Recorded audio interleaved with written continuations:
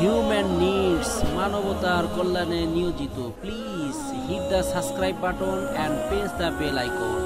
আসসালামু আলাইকুম ওয়া রাহমাতুল্লাহি ওয়া বারাকাতুহু। প্রিয় দর্শক শ্রোতা মণ্ডলী, দূরে এবং কাছে, দেশে এবং প্রবাসে যারা আমাকে দেখতে পাচ্ছেন, শুনতে পাচ্ছেন এই ভিডিওর মাধ্যমে, তাদেরকে আন্তরিক ধন্যবাদ জানাচ্ছি। আজকে আপনাদের নারী এবং পুরুষ উভয়ের জন্যই একটি উপকারী ঔষধি গাছ সম্পর্কে জানাবো ইনশাআল্লাহ। গাছটি আমাদের অতি পরিচিত গাছ, অনেকেই এই গাছটি সম্পর্কে খুব ভালোভাবে জানেন। আমাদের অতি পরিচিত একটি গাছ যার নাম হলো লজ্জাবতী, আবার কেউ কেউ একে বলেন লাজুক লতা।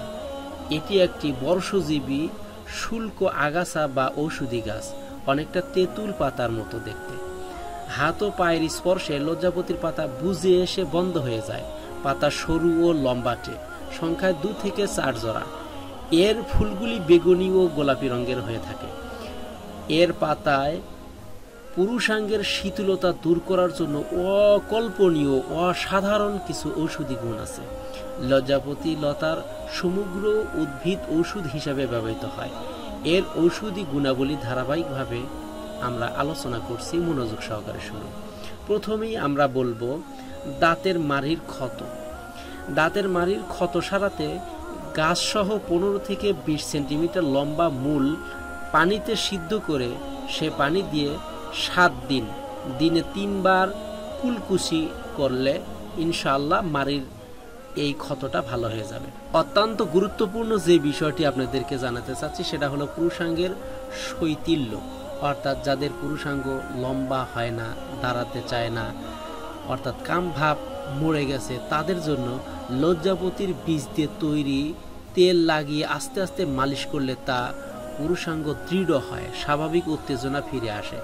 স্ত্রীর যৌনাঙ্গের ক্ষত সারাতে যে কোনো কারণে যোনিপথে ক্ষত হলে প্রাথমিক স্তরে মাঝে মাঝে অথবা প্রায় রোজই অল্প স্রাব চলতে থাকে, একটা আষ্টে গন্ধ, কখনো বা একটু লালচে স্রাব।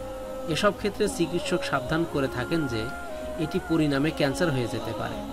এক্ষেত্রে দুধ এবং পানি দিয়ে সিদ্ধ করে লজ্জাবতীর নির্যাস দিনে 2 বার খেলে এ রোগের উপশম হয়। একই সাথে লজ্জাবতীর নির্যাস দিয়ে ডুস দিলে বা যোনিপথ ধুলে তাড়াতাড়ি ক্ষত সেরে যায়। আধার যোনি ক্ষতে এ বিচিত্র রোগটি কৃষ্ণপক্ষে বেড়ে যায় আর শুল্ক পক্ষে শুকাতে থাকে।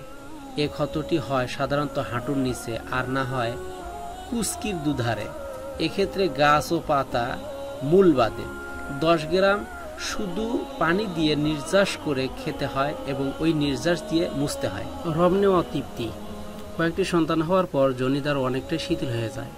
এক্ষেত্রে লজ্জাবতীর নির্যাস দিয়ে ডুস নেয় আর গাছের পাতা সিদ্ধ নির্যাস দিয়ে তৈরি তৈলে ন্যাকড়া ভিজিয়ে জনিদারে দিয়ে রাখলে ভালো ফল পাওয়া যায়। এছাড়া অন্ডকোষের পানি জমা সারাতে পাতার পেস্ট ব্যবহার করা হয়। আমাশয়, অনেকের আছে পুরানো আমাশা, মলত্যাগের বেগ হলে আর অপেক্ষা করতে পারে না। আবার অনেকের শক্ত মলের গায়ে সাদা সাদা আম জড়ানো থাকে। এক্ষেত্রে 10 গ্রাম লজ্জাবতীর ডাঁটা ও পাতা 4 কাপ পানিতে সিদ্ধ করে 1 কাপ থাকতে নামিয়ে ছেঁকে নিতে হবে। এর নির্যাস খেলে তারা অবশ্যই উপকার পাবেন ইনশাআল্লাহ। ঘামের দুর্গন্ধ দূর করতে, হ্যাঁ, এটা গরমের দিনের জন্য অত্যন্ত একটা লজ্জাজনক ব্যাপার। অনেকের ঘামে দুর্গন্ধ হয় এবং জামায় বা গেঞ্জিতে হলদে দাগ লাগে। এক্ষেত্রে লজ্জাবতী গাছের ডাঁটা ও পাতার নির্যাস তৈরি করে বগল ও শরীর মুছতে হবে বা লাগাতে হবে, তাহলে এই দুর্গন্ধ দূর হয়ে যাবে ইনশাআল্লাহ। কোষ্ঠকাঠিন্য, এক্ষেত্রে মূল 7 থেকে 8 গ্রাম থেঁতো করে সিদ্ধ করতে হবে এবং ছেঁকে ওই পানিটা খেতে হবে, তাহলে উপকার হবে। সাদা ফুলের লজ্জাবতীর পাতা ও মূল পিষে রস বের করে নিয়মিত খেলে পাইলস ও ফিস্টুলায় আরাম পাওয়া যায়। তো বন্ধুগণ, আপনারা যেই উপকারী বিষয়গুলো জানতে পারলেন, এগুলো অন্যদের সাথে শেয়ার করার জন্য আমার এই ভিডিওটি বেশি বেশি শেয়ার করুন। আপনার একটি শেয়ারের মাধ্যমে হতে পারে অন্য কোনো ভাই বোন অনেক উপকার পাবে, আর তারা যদি সত্যি উপকার পেয়ে যায় তাহলে ইনশাআল্লাহ আপনি অবশ্যই এর উত্তম যাজা পাবেন। আজকে এই পর্যন্তই, দেখা হবে অন্য কোনো ভিডিওতে। ততক্ষণ পর্যন্ত ভালো থাকুন, সুস্থ থাকুন, এই কামনায় আজকের মতো বিদায় নিচ্ছি। আসসালামু আলাইকুম ওয়া রাহমাতুল্লাহি ওয়া বারাকাতুহু।